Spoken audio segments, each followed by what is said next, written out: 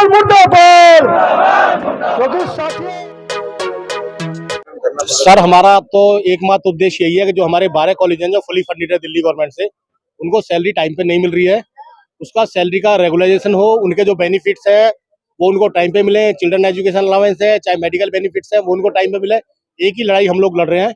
इसके लिए पीछे हम दिल्ली के गवर्नर साहब को भी ज्ञापन दे के आए थे। दिल्ली की जो शिक्षा मंत्री है उनको भी बार बार चिट्ठियां लिख रहे हैं, मेल डाल रहे हैं। और ये क्योंकि दिल्ली गवर्नमेंट के कॉलेज हैं, यहाँ पे हम धरना भी दे रहे हैं, तो हमारा एकमात्र उद्देश्य यही है कि जो हमारी सैलरी है उसका रेगुलाइजेशन हो। और हम सब लोग परेशान हैं, हमारे बच्चे भुखमरी के कगार पे, अगर टाइम पे सैलरी नहीं मिलेगी तो हम टाइम पे उनको फैसिलिटेट नहीं कर पा रहे हैं। इवन देन अगर हमारा कोई कर्मचारी बीमार हो रहा है सर, तो हालत ये है कि बहुत सारे जो हॉस्पिटल्स हैं जो हमें मेडिकल सर्विसेज प्रोवाइड करते हैं, अगर उनको पता लगता है दिल्ली गवर्नमेंट के कॉलेज का कर्मचारी है, शिक्षक है, तो मना कर देते हैं। उनको पता है पैसा टाइम पे नहीं मिलेगा। सर, ये धरना प्रदर्शन हम आज नहीं कर रहे। इस धरना प्रदर्शन को करते हुए हमें 1.5 महीने के करीब हो गया और आज हम अपने केशव महाविद्यालय में धरना प्रदर्शन कर रहे हैं। और ये धरना प्रदर्शन जो सा है हमारी सैलरी के मुद्दे को लेकर है। और जो एक ये बहुत गंभीर मुद्दा है, इसको ना तो दिल्ली सरकार समझ पा रही है, ना हमारी यूनिवर्सिटी समझ पा रही है, और ना ही हमारे कॉलेजों के प्रिंसिपल महोदय समझ पा रहे हैं। इसका मेन कारण यह है, इन लोगों को ये समझ नहीं आता कि अगर हमें तनख्वाह ही नहीं मिलेगी तो हम लोग अपना घर किस तरीके से चलाएंगे। दिल्ली जैसे शहर के अंदर बिना मेडिकल फैसिलिटी, बिना चिल्ड्रन अलाउंस, कोविड का टाइम था, कोविड के टाइम में तो हमारे से खोए हैं, जिसका जीता जागता सबूत हमारा केशव महाविद्यालय भी है।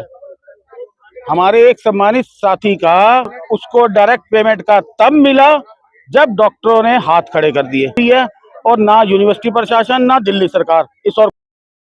नमस्कार साथियों, सबसे पहले तो मैं आपके इस चैनल का धन्यवाद करना चाहता हूं कि जो हमारी आप ये आवाज सरकार तक पहुंचाएंगे। आज हमारे कॉलेज के कर्मचारियों का इतना बुरा हाल है कि उन्हें समय पे वेतन नहीं मिलता है, और इस वेतन के कारण उनके जो है किचन में आटे के कनस्तर खाली हैं। कोई बेचारा पार्ट टाइम सब्जी बेच रहा है, कोई शाम को जो है ई रिक्शा चला रहा है, क्योंकि उसको अपना परिवार का निर्वाह करना है।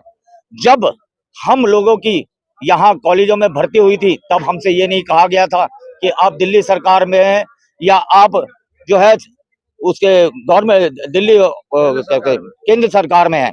लेकिन मैं आपको बताना चाहता हूँ, हम सिर्फ दिल्ली विश्वविद्यालय के अंदर अपनी नौकरी ज्वाइन करने आए थे और हमने जो है अपना कार्यकाल इतनी ईमानदारी से और मेहनत से पूरा किया और अब तक करते आए हैं और करते रहेंगे।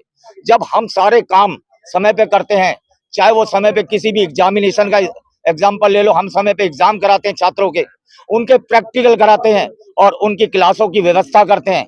जब हमारा ये कर्मचारी वर्ग सारे काम समय पे करके दे रहा है ताकि हमारे इस देश का भविष्य जो हमारा छात्र है वो उज्जवल हो, तो फिर हमारे वेतन के साथ छेड़छाड़ क्यों?